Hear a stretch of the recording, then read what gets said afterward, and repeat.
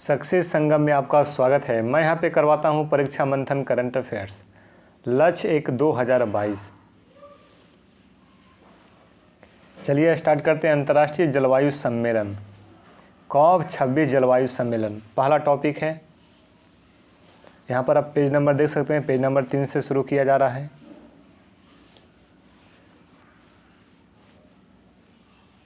एक एक लाइन को समझते चलेंगे अच्छे तरीके से।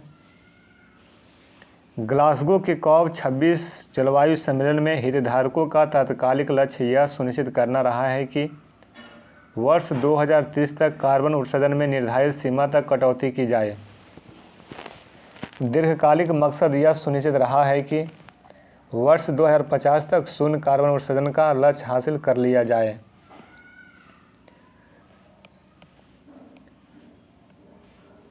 ताकि धरती के ताप को 1.5 डिग्री सेल्सियस से अधिक बढ़ने से रोका जा सके। COP 26 कहाँ हुआ है? ग्लासगो में। 2050 तक शून्य कार्बन उत्सर्जन का लक्ष्य हासिल करना है, क्योंकि 1.5 डिग्री सेल्सियस से अधिक पृथ्वी का तापमान बढ़ना नहीं चाहिए। 2030 तक कार्बन उत्सर्जन में निर्धारित सीमा तक कटौती करना है और 2050 तक शून्य कार्बन उत्सर्जन का लक्ष्य हासिल करना है। ग्लासगो में जो COP 26 हुआ है उसके कुछ चर्चा के मुख्य विषय रहे हैं। वो मुख्य विषय को देखें। जीवाश्म ईंधन के इस्तेमाल में कटौती, इलेक्ट्रिक कार को अपनाने में गति लाना है, चरणबद्ध तरीके से कोयला आधारित बिजली का उत्पादन करना, पेड़ों की कटाई पर अंकुश लगाना, जलवायु परिवर्तन से लोगों की रक्षा के लिए कोस्ट डिफेंस सिस्टम स्थापित करना है। कोस्ट डिफेंस सिस्टम स्थापित करना है। सौर ऊर्जा और हाइड्रोजन ऊर्जा के उपयोग को बढ़ावा देना। ये 6 मुख्य विषय पर चर्चा चली है। ग्लासगो में जो COP 26 हुआ था वो अक्टूबर-नवंबर के महीने में हुआ था।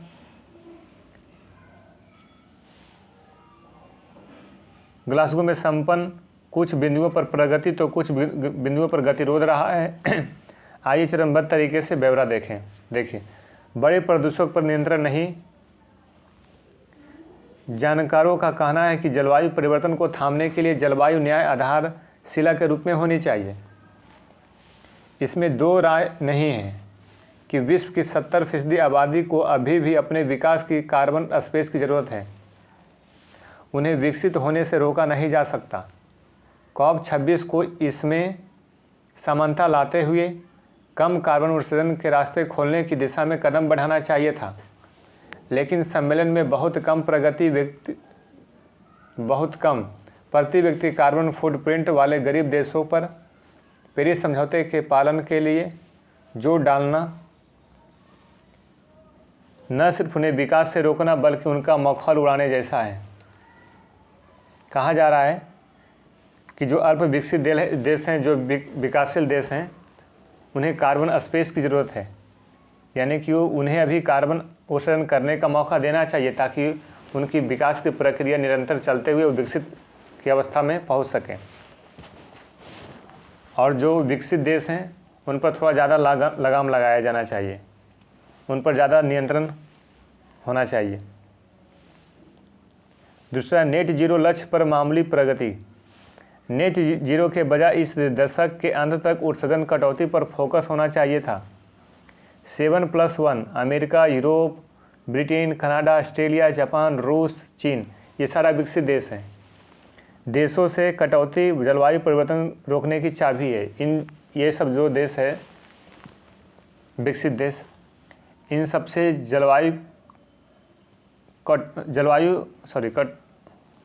उत्सर्जन कटौती जलवायु परिवर्तन रोकने की इन लोगों के पास चाबी है, ताकि विकास की ओर बढ़ते अन्य देशों की कार्बन स्पेस तक पहुंच बढ़ सके। इन लोग अपना कार्बन उत्सर्जन कम कर दे।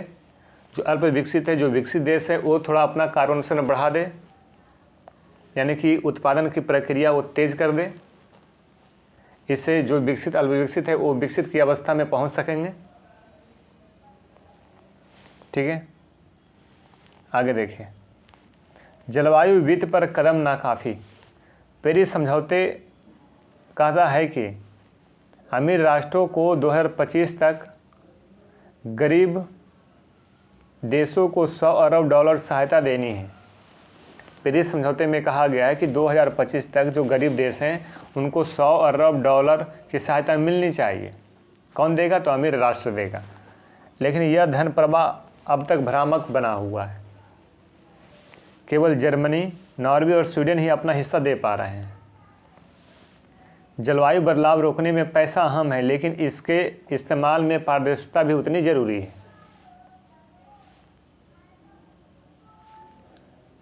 मसलन विकासशील भारत के 2070 तक नेट जीरो लक्ष्य की आलोचना की गई है। भारत ने 2070 तक रखा है नेट जीरो का लक्ष्य। असल में ऐतिहासिक रूप से बड़े प्रदूषक देशों को कम उत्सर्जन का भार अपने कंधों पर लेना सुनिश्चित करना चाहिए था, लेकिन फ़िलहाल वे अभी बहुत कम भूमिका निभा रहे हैं। जो बड़े प्रदूषक देश है उन्हें कम करना चाहिए था। आगे देखिए, कोयले पर कवायद रही विफल। कोयले पर कवायद यानी कोयले का प्रयोग। विकासशील राष्ट्रों को आर्थिक तरक्की के लिए कोयला की ज़रूरत है, ठीक है। उन पर इसका इस्तेमाल रोकने का दबाव बनाया जा रहा है। COP26 के समझौते ड्राफ्ट में अंतिम वक्त पर भारत व चीन के हस्तक्षेप के बाद फेज आउट की जगह फेज डाउन का इस्तेमाल किया गया है। यानी कोयले को डिसकंटिन्यू के बजाय वो कंटिन्यू ही किया गया है, ठीक है। फेज आउट यानी कि डिसकंटिन्यू करना। तो कोयले पर कवायद रही विफल, यानी कोयले के माध्यम से उत्पादन की प्रक्रिया जारी रहेगी। आगे देखिए, चीन से निपटने पर यथास्थिति बरकरार। चीन से निपटने पर यथास्थिति बरकरार। वैश्विक मंच से चीन को कटघरे में खड़ा करना चाहिए था। चीन को सब मिल करके चीन को कटघरे में खड़ा करना चाहिए था। क्यों? क्योंकि ड्रैगन ने दुनिया का सबसे बड़ा उत्सर्जक होने के बावजूद कार्बन डाइऑक्साइड घटाने के लक्ष्य नहीं दिए हैं। ड्रैगन चीन को बताया जा रहा है कि सबसे बड़ा उत्सर्जक है, कार्बन उत्सर्जक है, लेकिन इन्होंने अभी तक लक्ष्य नहीं दिया है। यह अकेले इस दशक के लिए 33% कार्बन बजट भी इस्तेमाल कर लेगा, ठीक है। अकेले चीन 33% कार्बन बजट का इस्तेमाल इस दशक के अंत तक कर लेगा, यानी 2030 तक। कोयले से बिजली उत्पादन न घटाने तक चीन कार्बन तटस्थ नहीं होगा। भले ही चीन कह रहा हो कि वह विदेशों में कोयला पावर प्लांट नहीं लगाएगा, लेकिन अपने घर को लेकर वह चुप है। जानकारों के मुताबिक असल में चीन को विकासशील देशों के समूह से हटाया जाना चाहिए। चीन को विकासशील देशों के समूह से हटाया जाना चाहिए। और चीन क्या तर्क देता है कि हम विदेशों में जो उत्पादन करेंगे उसमें कोयले का प्रयोग हम नहीं करेंगे, लेकिन वो घर के अंदर क्या करता है? उत्पादन में जोर शोर से कोयले का उपयोग करता है। तो सब मिल करके वैश्विक मंच पर चीन पर प्रेशर बनाना चाहिए था। चलिए अगला देखते हैं। नुकसान और क्षतिपूर्ति पर भी नहीं बढ़े कदम। इस मुद्दे पर पेरिस समझौते में गहरी खामियां हैं। नुकसान और क्षतिपूर्तियों को मुआवजा या दायित्व के रूप में नहीं माना जाता है। विशेषज्ञों का कहना है कि इस पर फिर से काम करने की ज़रूरत है। COP26 में इसे अस्थायी एजेंडा बनाकर पीड़ित देशों को उचित मुआवजा दिया जाना चाहिए था। तो नुकसान और क्षतिपूर्ति पर भी कदम नहीं बढ़े हैं। आगे देखिए, सहमति के बिंदु पर क्या ये पर्याप्त हैं? अब देखिए सहमति के बिंदु पर क्या क्या बातें हुई। अब हर 5 साल के बजाय अगले साल तक तमाम देश अपनी 2030 क्लाइमेट कार्रवाई योजना NDC राष्ट्रीय स्तर पर निर्धारित योगदान को ज़्यादा मजबूत करेंगे। ये सहमति बना है कि 2030 तक क्लाइमेट कार्रवाई योजना यानी कि NDC अगले साल तक यानी 2021 में हुआ, 2022 तक की बात की गई थी कि ये सहमति होना चाहिए। और एक आप लोग निर्धारित कीजिए कि 2030 तक क्लाइमेट कार्रवाई योजना को मजबूत करेंगे। मिटिगेशन महत्वाकांक्षा और उसके क्रियान्वयन को फौरन बढ़ाने के लिए एक कार्य योजना बनाई जाएगी। ठीक है, यानी कि जो उत्सर्जन को कम करने के लिए एक कार्य योजना जल्द से तैयार की जाने की बात की गई है। 2030 क्लाइमेट एक्शन टारगेट को बढ़ाने के लिए देशों के मंत्रियों की वार्षिक बैठक बुलाई जाएगी। वार्षिक बैठक बुलाई जाने की बात की गई है। कोयले का उपयोग घटाने और जीवाश्म ईंधन पर सब्सिडी खत्म करने के प्रयास किए जाएंगे। कोयले का प्रयोग कम करने की बात की गई है। जीवाश्म ईंधन पर जो सब्सिडी मिलती है, सब्सिडी को समाप्त करने की बात की गई है। तो ये सब बिंदु पर सहमति दिखाई पड़ी है। ठीक है, सहमति के बिंदु। अमीर देशों द्वारा वित्त पोषण में विफलता। भारत विकसित देशों पर जलवायु वित्त पोषण की प्रतिबद्धता पूरी करने के लिए दबाव डाल रहा है। भारत वित्त पोषण की प्रतिबद्धता, जो विकसित देशों को जो वित्त पोषण करने की प्रतिबद्धता है, भारत उस पर इस मामले में दबाव डाल रहा है। उसने यह भी कहा कि जलवायु परिवर्तन पर वैश्विक कार्रवाई के लिए समय पर पर्याप्त वित्त पोषण की आपूर्ति आवश्यक है। भारत ने स्पष्ट तौर पर कहा कि विकसित देशों ने 2009 में विकासशील देशों के लिए जलवायु परिवर्तन कार्रवाई के वास्ते 2020 तक हर साल $100 अरब जुटाने की प्रतिबद्धता जताई थी। क्या हुआ? जब 2009 में विकासशील देशों के लिए, जो भी विकसित देश हैं, $100 अरब पैसा देने की बात की गई थी, ये 2020 तक देंगे, लेकिन यह वादा पूरा नहीं हुआ। ये सब सारा सवाल कौन उठा रहा है? भारत। जरूरत और धन जुटाने के बीच बड़ा अंतर देखते हुए वित्त पोषण बढ़ाने की सख्त आवश्यकता है। जो ज़रूरत है और जो विकासशील देश, अल्प विकसित देश को चाहिए, इसके लिए वित्त पोषण विकसित राष्ट्र करेंगे। ठीक है, आगे देखिए कुछ महत्वपूर्ण सहमतियाँ क्या क्या हुई है। मीथेन उत्सर्जन व जंगल काटने पर प्रतिबद्धताएं। दुनिया के 90 देशों ने अमेरिका और यूरोप संघ के नेतृत्व में मीथेन उत्सर्जन 2020 के मुकाबले 2030 तक 30% घटाने का वादा किया है। 90 देश, अमेरिका और यूरोपियन संघ ने क्या लक्ष्य रखा है कि 2020 के मुकाबले 2030, यानी कि 2020 से लेकर 2030 तक देखा जाए तो 30% घटाने का लक्ष्य रखा गया मीथेन उत्सर्जन को। ठीक है, मीथेन उत्सर्जन कम करने की बात की गई है। आगे देखिए, मीथेन को कार्बन के बाद पृथ्वी के वातावरण को सबसे ज़्यादा नुकसान पहुंचाने और गर्मी बढ़ाने वाली गैस माना जाता है। सबसे अधिक गर्मी और गैस कौन बढ़ाता है, प्रदूषण कौन करता है? कार्बन डाइऑक्साइड, उसके बाद मीथेन। दूसरा प्रदूषक और गर्मी बढ़ाने वाली, टेम्परेचर बढ़ाने वाली गैस है। वहीं ब्रिटेन ने बताया कि जंगलों को काटने से रोकने के लिए 100 देशों ने समझौते की सहमति दी है। ब्रिटेन क्या बताया कि जंगलों को काटने से रोकने के लिए 100 देशों ने समझौते की सहमति दी है। इन देशों में दुनिया के 85% जंगल है।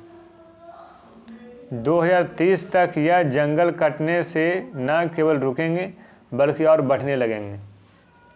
पृथ्वी पर जीवन बचाने की आशा जगाती यह दोनों घोषणाएं संयुक्त राष्ट्र संघ की जलवायु कॉन्फ्रेंस की प्रमुख उपलब्धियों में गिनी जा रही है। ठीक है, यहाँ पर 2 घोषणा की बात की गई है। एक है 90 देश और यूरोपियन अमेरिका सब मिल करके मीथेन उत्सर्जन को 2030 तक 30% घटाने का वादा किया है, नंबर 1। दूसरा जो घोषणा जो महत्वपूर्ण है कि दुनिया का 85% जंगल जो है वो 2030 तक जंगल काटने से रोकेगा, और फिर जब जंगल कटने से रोकेगा तो और भी जंगल जो है पेड़ पौधे की संख्या बढ़ती चली जाएगी। तो ये दोनों उपलब्धि प्रमुख उपलब्धियाँ मानी जा रही है। ठीक है, अब आगे समझते हैं। कार्बन के बाद सबसे खतरनाक कही जाने वाली मीथेन कुछ मायने में तो कार्बन से भी ज़्यादा खतरनाक है। यह ज़्यादा गर्मी संरक्षित करके रखती है, वातावरण में तेज़ी से फैलती है, यानी यह पृथ्वी का तापमान कार्बन की तुलना में ज़्यादा तेज़ी से बढ़ा सकती है। मीथेन, ठीक है। जंगल को पृथ्वी के फेफड़े और कार्बन व मीथेन जैसे गैसों का नुकसान कम करने का प्रमुख स्रोत माना जाता है। लेकिन जंगल से मिलने वाली लकड़ी और पेड़ काटकर खेती करने को ज़्यादा फायदेमंद मानने की प्रवृत्ति ने इनका विनाश किया है। इसे रोका गया तो पृथ्वी का वातावरण सुधर सकेगा। आगे है ग्लासगो घोषणा पत्र।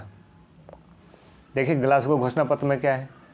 कार और वैन से निकलने वाले हानिकारक धुएं से दुनिया को मुक्त बनाने में ग्लासगो घोषणा पत्र अहम भूमिका अदा कर सकता है। और स्कॉटलैंड के ग्लासगो शहर में पर्यावरण सुधार की लगातार चर्चा के बाद ज़्यादा कार्बन उत्सर्जन करने वाले वाहनों को सड़कों से हटाने और कम कार्बन उत्सर्जन वाले वाहनों की संख्या बढ़ाने पर सहमति बनी है। मतलब कि जो सड़क पर वाहन चलते हैं जो कार्बन प्रदूषण करते हैं उनको हटाने की बात की गई है और कम कार्बन प्रदूषण वाले वाहनों को सड़कों पर लाने की बात की गई है। इस प्रक्रिया में 2035 तक शून्य कार्बन उत्सर्जन वाले वाहनों का बाजार में प्रभुत्व स्थापित हो जाएगा। 2035 तक इलेक्ट्रिक व्हीकल। आगे देखिए, संकल्प पत्र पर बड़ी कार निर्माता अपने फोर्ड और जनरल मोटर्स ने दस्तखत किए हैं। इनके अतिरिक्त वाहन निर्माता कंपनी वोल्वो, मर्सिडीज बेंज, चीन की VID कंपनी लिमिटेड और टाटा समूह की जगुआर लैंड रोवर ने 2040 तक कार्बन उत्सर्जन कम करने का संकल्प लिया है। ये सारे कंपनियां संकल्प लिया है 2040 तक कि हम लोग जो भी गाड़ी लाएंगे, वाहन लाएंगे, वो कार्बन उत्सर्जन कम करेगा, नहीं के बराबर करेगा। दुनिया में प्रदूषण फैलाने वाले तीसरे सबसे प्रमुख देश भारत ने भी संकल्प पत्र पर दस्तखत किए हैं। दुनिया में प्रदूषण फैलाने में भारत का स्थान कौन सा है? तीसरा, ठीक है। कोयले के इस्तेमाल का प्रश्न। पृथ्वी बचाने के लिए 200 देशों की भागीदारी वाली संयुक्त राष्ट्र की 26वीं कॉन्फ्रेंस में भारत ने आखिरी समय में समझौते में ऊर्जा उत्पादन में कोयले का उपयोग रोकने के मसले पर आपत्ति जताई है। इसके बाद रोकने शब्द को घटाने में तब्दील किया गया है। कोयले का उपयोग रोकने की बात की गई थी। कोयले का उपयोग को रोकने की बात की गई थी और भारत ने यहाँ पे आपत्ति जताया है कि अभी तो हम लोग विकासशील हैं, अभी हम लोग को विकसित तो होना बाकी है, अभी हमें कुछ और मौका दिया जाए, इसलिए जहाँ पे रोकने की का शब्द है वहाँ पे घटाने को में तब्दील कर दिया जाए, ठीक है। चीन व ईरान ने इस पर भारत का साथ दिया है। हालांकि यूरोपीय संघ व अमेरिका सहित कई देश और संयुक्त राष्ट्र अध्यक्ष इससे खुशी तो नहीं थे, लेकिन उन्हें भारत के तर्कों से सहमत होना पड़ा। अब भारत का बोलना सही था। अब कोयले का उपयोग ऊर्जा खपत में शनय कम किया जाता रहेगा, फिर धीरे धीरे कम होता रहेगा, यानी घटाने की बात की गई थी कोयले का उपयोग। Global resilience index initiative GRII 10 वैश्विक संगठनों ने 2021 के संयुक्त राष्ट्र UNA जलवायु परिवर्तन सम्मेलन यानी COP26 में ग्लोबल रिसिलियंस इंडेक्स इनिशिएटिव की शुरुआत की है। ग्लोबल रिसिलियंस इंडेक्स इनिशिएटिव की शुरुआत कब की गई है? COP26 के दौरान। इसके लिए उन्होंने अपनी ओर से आंशिक तौर पर फंड दिया और इसी तरह से बीमा क्षेत्र और साझेदार संस्थाओं से धन प्राप्त किया है। UN जो है अपनी ओर से आंशिक तौर पर फंड दिया है और बीमा क्षेत्र और साझेदार संस्थाओं से धन प्राप्त किया। आगे देखिए, GRII सभी क्षेत्रों तथा भौगोलिक क्षेत्रों में लचीलेपन के आकलन के लिए वैश्विक स्तर पर सुसंगत मॉडल मुहैया कराएगा। GRII सरकारों, अकादमिक जगत, बीमा और इंजीनियरिंग के क्षेत्र के बीच सार्वजनिक निजी भागीदारी सहित एक दूसरे क्षेत्र के बीच जोखिम मॉडलिंग अनुभव का उपयोग करेगी। आगे देखिए, आईपीसीसी की 6ठी report, inter governmental panel on climate change. IPCC की 6ठी रिपोर्ट के बाद यह पहला सम्मेलन 2020 में कोविड के कारण नहीं हुआ था। आईपीसीसी रिपोर्ट के प्रमुख बिंदु क्या है?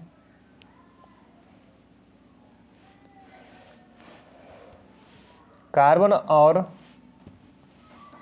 और अन्य ग्रीन हाउस गैसों के उत्सर्जन में व्यापक कटौती न होने पर वैश्विक तापमान बढ़ोतरी 2 डिग्री से ज़्यादा हो जाएगी। आईपीसीसी की रिपोर्ट में ये कहा गया, अगर ग्रीन हाउस गैस को कार्बन को कटौती नहीं करेंगे तो 2 डिग्री सेल्सियस से ज़्यादा हो जाएगी। इसका परिणाम पृथ्वी पर मानव का जीवन के लिए संकट उत्पन्न हो जाएगा। ग्लोबल वार्मिंग जारी रहने से मौसम का चरम रुख और उग्र होने की आशंका है। ग्लोबल वार्मिंग 1.5 डिग्री से 2 डिग्री सेल्सियस होने पर जलवायु को प्रभावित करने वाले कारकों में होने वाले बदलाव व्यापक होंगे। मानव जनित ग्लोबल वार्मिंग को सीमित करने के लिए कार्बन उत्सर्जन को शून्य पर लाना होगा। मीथेन उत्सर्जन में ठोस कटौती से एरोसोल प्रदूषण गिरेगा। इससे तापमान में बढ़ोतरी रुकेगी और हवा की गुणवत्ता सुधर जाएगी। ये सारा रिपोर्ट कौन दिया था? आईपीसीसी की 6ठी रिपोर्ट। आगे देखिए, भारत के संकल्प स्तंभ, मोदी का पंचामृत मंत्र। मोदी ने जलवायु सम्मेलन में संकट से निपटने के लिए पंचामृत का फॉर्मूला दिया है और कहा कि भारत अपनी सभी नीतियों के केंद्र में जलवायु परिवर्तन को रख रहा है। प्रधानमंत्री ऋग्वेद की 2 पंक्तियां, संच्छोध्वं संवध्वं सम वो मनासी जानताम, देखिए ये शब्द को संबोधन से शुरुआत किया है। कहा इसका अर्थ है कि सभी आपस में मिल बैठकर चर्चा करें। उन्होंने कहा हमें पर्यावरण अनुकूल जीवन शैली को वैश्विक मिशन बनाना होगा। पर्यावरण अनुकूल जीवन शैली होना चाहिए। ठीक है, आगे देखिए, मोदी ने कहा कि हमारे यहाँ दुनिया की 17% आबादी है, लेकिन उत्सर्जन में इसका हिस्सा सिर्फ 5% है, फिर भी हम आगे बढ़ रहे हैं। आगे देखिए, क्या है पंचामृत फार्मूला? यह 5 लक्ष्य संयोज्य है। 5 लक्ष्य पंचामृत। आगे देखिए, भारत 2030 तक स्वच्छ ऊर्जा क्षमता को 500 गीगावाट तक पहुंचाएगा। स्वच्छ ऊर्जा क्षमता को 2030 तक अपनी ज़रूरत की 50% ऊर्जा स्वच्छ ऊर्जा से पूरी करेगी। पवन ऊर्जा, हाइड्रो इलेक्ट्रिसिटी, जल ऊर्जा, सौर ऊर्जा, ये सब स्वच्छ ऊर्जा होगा। ठीक है, यानी कि नवीकरणीय ऊर्जा। 2030 तक अनुमानित उत्सर्जन में से 1 अरब टन उत्सर्जन कम करेंगे। 1 अरब टन कार्बन का उत्सर्जन कम किया जाएगा। अपनी अर्थव्यवस्था में कार्बन गहनता में 45% तक की कमी ले आएंगे। 2070 तक शून्य कार्बन का लक्ष्य प्राप्त करने को लेकर प्रतिबद्ध है। तो ये 5 है पंचामृत। क्वेश्चन यहाँ से बना देगा कि इनमें से कौन सा पंचामृत है या नहीं है। तो यहाँ पे आप ध्यान रखिए, समझिए। आगे देखिए, भारत की प्रतिबद्धताएं।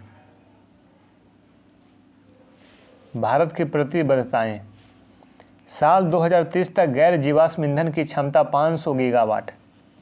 2030 तक जीवाश्म ईंधन की क्षमता 500 गीगावाट करने। भारत के केंद्रीय ऊर्जा प्राधिकरण ने पहले ही 2030 तक यह लक्ष्य दे दिए हैं। इसके अनुसार 2019 में हम गैर जीवाश्म ईंधन से 134 गीगावाट बिजली बना रहे हैं, जो 2030 तक 522 गीगावाट तक बढ़ाई जाएगी। 2019 तक गैर जीवाश्म ईंधन से हम 134 गीगावाट बिजली बना रहे हैं, 2030 तक 522 गीगावाट बिजली बनाने की बात की गई है। इसमें सौर ऊर्जा से 280 और पवन ऊर्जा से 140 गीगावाट उत्पादन होगा। नवीकरणीय ऊर्जा स्वच्छ ऊर्जा से 500 गीगावाट 522 गीगावाट तक बढ़ाई जाएगी, ऐसा लक्ष्य रखा गया है 2030 तक। ये भी पंचामृत का एक पॉइंट था। आगे देखिए, 2030 तक ही हमें कुल 2,51,800 करोड़ यूनिट बिजली की ज़रूरत, जो 2019 में 1,37,600 करोड़ यूनिट थी। इसके लिए कुल 817 गीगावाट क्षमताएं से हासिल करनी होगी। 50% बिजली अक्षय ऊर्जा से। 2019 में देश अपनी ज़रूरत की 9.2% बिजली अक्षय ऊर्जा से बना रहा था।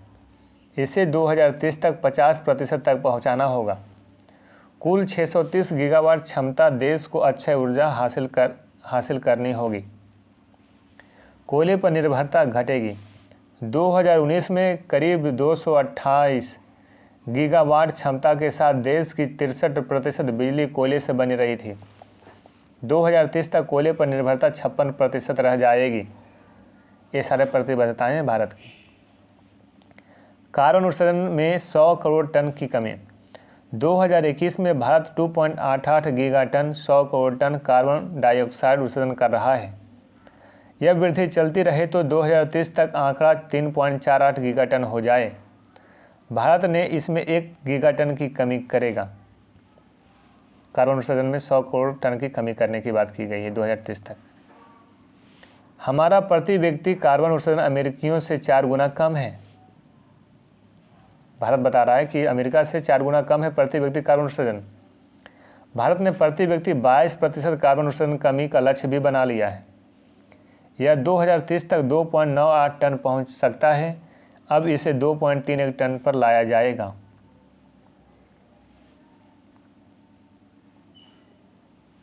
वहीं अमेरिका 9.42 टन, यूरोपीय 4.12 टन और चीन 8.88 टन उत्सर्जन कर रहे होंगे। Structure for resilient island status. Bharat, America, Britain और छोटे द्वीप विकासशील देश के साथ मिलकर infrastructure for resilient island status IRES नाम से एक नए समूह की पहल की है। इस समूह में कौन होंगे? भारत, ऑस्ट्रेलिया, ब्रिटेन और छोटे जो द्वीप विकासशील देश हैं। यह समूह COP26 सम्मेलन के अवसर पर अस्तित्व में आया है। रेजिलिएंट आइलैंड स्टेटस जो समूह, इस मंच का मकसद एक ऐसे गठजोड़ तैयार करना है जो द्वीपीय देशों में प्राकृतिक आपदाओं के समय पर टिके रहने वाले और आर्थिक नुकसान को कम करने वाले बुनियादी ढांचों का विकास करें। One sun one world one grid. Bharat ने ग्लासगो जलवायु शिखर सम्मेलन अपने महत्वाकांक्षी कार्यक्रम one sun one world one grid की घोषणा की है। प्रधानमंत्री नरेंद्र मोदी, ब्रिटेन के प्रधानमंत्री बोरिस जॉनसन ने संयुक्त रूप से वन सन घोषणा पत्र को जारी किया है। दोनों मिल करके, मोदी और ब्रिटेन के प्रधानमंत्री Boris Johnson, one sun one world one grid दोनों मिलकर घोषणा पत्र जारी किया है। ब्रिटेन के सक्रिय रूप से इस घोषणा पत्र में शामिल होने से GGIOSOWOG के साथ, यानी कि one sun one world one grid, इसी को शॉर्ट फॉर्म में लिखा गया है, के साथ इंटरनेशनल सोलर एलायंस के भारत के नेतृत्व को और ज़्यादा मजबूत मिल गई है। ISO को मांग को एकीकृत करने और सौर ऊर्जा के लिए वित्तीय उपायों की लागत घटाने के लिए बनाया गया था।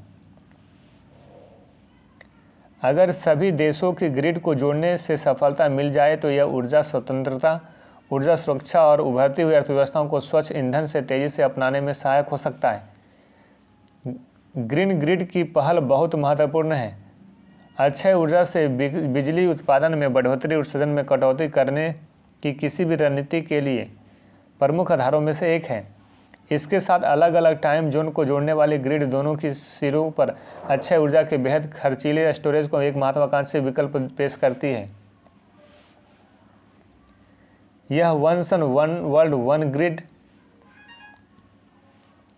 न केवल जलवायु संबंधी प्रतिबद्धताओं को पूरा करने में मदद करेगी बल्कि ऊर्जा सुनिश्चित को भी बढ़ाएगी और विकासशील प्राथमिकताओं को भी पूरा करेगी। ठीक है,